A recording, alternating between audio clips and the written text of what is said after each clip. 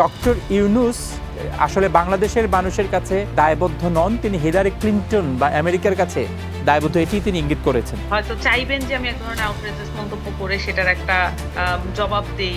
আগেও দেখেছি ডিজিএফআই খুব সহজেই এক একটা দল বানায়, ধ্বংস করে, ভাগ করে। এইটা তাদের এক ধরনের, আমি জানি না প্রজেক্ট না আনন্দের বিষয়। এনসিপিকে তিনি অভিযুক্ত করছেন এটি স্টেট স্পন্সর্ড একটি রাজনৈতিক দল যেটি সরকার সৃষ্টি করেছে।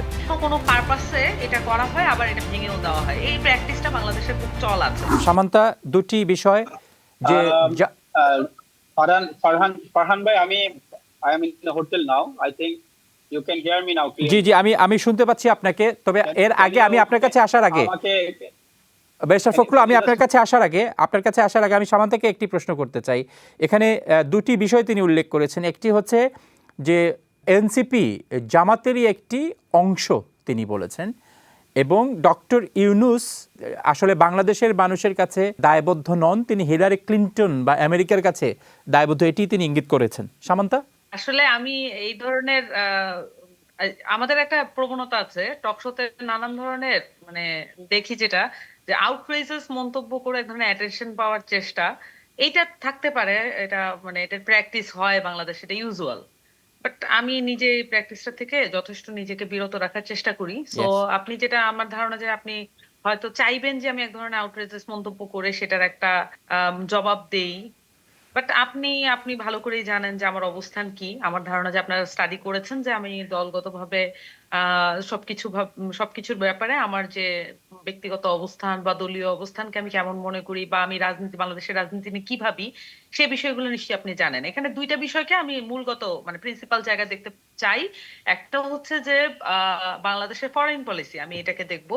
কারণ যেটা কে কোথায় জবাবদিহিতা করে কি করে না, এই বিষয়টা আসলে পর্যায়ে তাকে চিনিও না, জানিও না। এখানে ইউর সাথে আমাদের কি সম্পর্ক, এখানে আমেরিকার সাথে আমাদের কি সম্পর্ক, ভারতের সাথে আমাদের কি সম্পর্ক, এই বিষয়গুলোকে আমি একেবারে আন্তর্জাতিক যে নীতি, যেই দলগত নীতি এবং সেই সাথে বাংলাদেশের পলিসি কিরকম হয়, আমি সেই জায়গা থেকে দেখবো অবশ্যই। দ্বিতীয়ত আমি আরেকটা বিষয়, আপনার যেটা উঠে এসেছে যে এনসিপির মতো আপরাইজিং এর পরে বা এরকম দল কিভাবে তৈরি হয়, এটা হচ্ছে অভ্যন্তরীণ ইস্যু। সো বাংলাদেশে বিভিন্ন দল তৈরির বিভিন্ন ধরনের প্রক্রিয়া আছে, এবং আমরা আগেও দেখেছি ডিজিএফআই খুব সহজেই এক একটা দল বানায়, ধ্বংস করে, ভাগ করে। এইটা তাদের এক ধরনের, আমি জানি না প্রজেক্ট না আনন্দের বিষয় না। আসলে এই ডিজিএফআই আসলে আদৌ আদৌ বাংলাদেশের মানুষের মধ্যে কারো আয়ত্তে আছে কিনা, নিয়ন্ত্রণে আছে কিনা, এটা নিয়ে আমার সবসময় সন্দেহ ছিল। এবং আমরা তো হাসিনার আমলে দেখেছি যে আসলে ডিজিএফআই এর কন্ট্রোল বেসিক্যালি বাংলাদেশের মধ্যে থাকে না, এটা বাইরে বেরোয় যায়। এখন সেই জায়গা থেকে, এখন আগে ইন্ডিয়ার কন্ট্রোল ছিল, আগে আওয়ামী লীগের মাধ্যমে ইন্ডিয়ার কন্ট্রোল ছিল, এখন কি আরেক দেশের আমেরিকার কন্ট্রোলে চলে যাচ্ছে কিনা, আমি আসলে পত্রপত্রিকায় যেটা দেখছি এবং যেটা খবর পাচ্ছি সেখান থেকে আমাকে একটু কনসার্ন হতে হয়। কারণ আমি তো মানে মানে কড়াই থেকে উনুনে ঝাঁপ দেওয়ার কোন ধরনের ইন্টেনশন বা এই কারো পলিটিক্যাল অ্যাম্বিশন হইতে পারে না। যদি আমি ধরেই নেই, আসলে যা শুনলাম সেটার ব্যাপারে, সেটা যদি ধরে নেই, তাহলে এই সুযোগটা পাচ্ছেন কি আচমকা তাদের হাতে এই সুযোগটা এসে উপস্থিত হয়েছে, হঠাৎ করে তো এটা হয়নি। তার মানে আনস্টেবিলিটি, আমাদের অস্থিতিশীলতা বাংলাদেশের পলিটিক্স এর সাথে একটা ওতপ্রোতভাবে জড়িত বিষয়। এবং আমরা এখানে এও দেখেছি যে গোয়েন্দা সংস্থাগুলো বিভিন্ন ঘটনা ঘটে যাচ্ছে, এখানে ইনডিফারেন্ট একটা ভূমিকা নিচ্ছে। হাদি হত্যার পরে আজকে যেই সিচুয়েশনটা দেখতে পাচ্ছেন, এটাকে আমরা এখন এসে যদি শুধুমাত্র ইলেকশন না করানোর, ইলেকশনে বাধা দেওয়ার প্রকল্প হিসেবে হাজির করি, সেটা কি খুব বেশি ন্যায্য বা যৌক্তিক হবে? এতদিন পর্যন্ত হাদি হত্যার পরে এতদিন পর্যন্ত এটা যে সফল করা গেল না, যে তার হত্যাকারীদেরকে ধরা, এবং ধরাই সম্ভব হলো না, সেখানে তো বিচার করা অনেক দূরের কথা। সো এই বিষয়গুলো এককভাবে একটা দৃষ্টি, একটা লেন্স থেকে যদি আমি একজনের প্রতি ব্যক্তি আক্রমণের জায়গা থেকে দেখি, তাহলে তো আমি পুরো পলিটিক্স এর প্রতি আনজাস্ট বিহেভিয়ার করছি।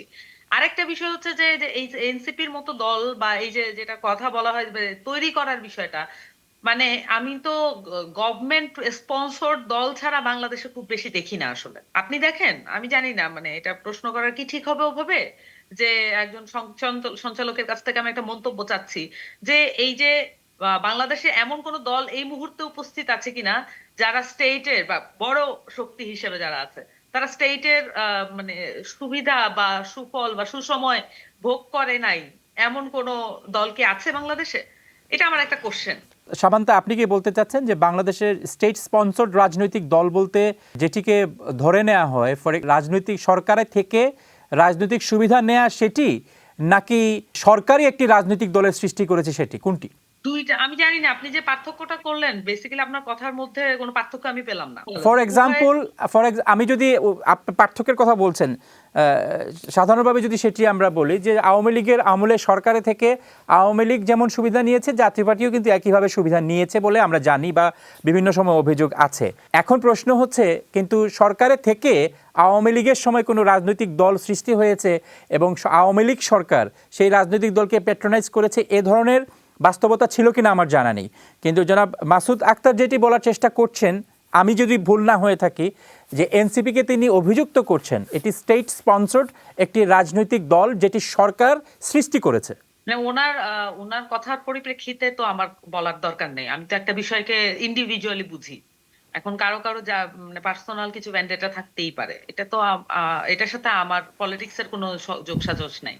আমি যদি আপনার কথাটা বুঝে থাকি তাহলে আমি এটা রিপ্লাই এইভাবে দিব যে আসলে মানে সরকারের সুযোগ সুবিধা নিয়েও একটা দল প্রো পিপল থাকতে পারে কি পারে না, এখানে এসে কোশ্চেনটা মনে হয় এবং আপনি জানেন না কিনা জানি না যে আওয়ামী লীগের সময়ে অনেক দলই আসলে স্টেট স্পন্সর্ড ভাবে তৈরি হয়েছে।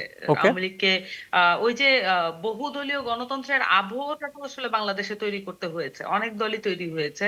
মানে দ্যাটস ইট, আমার কাছে মনে হয় যে এটা খুবই কমন প্র্যাকটিস। এখানে আমাদের গোয়েন্দা সংস্থাগুলো আম, দল তৈরি করে অথবা দলের ভিতরে ভাঙন ধরায়।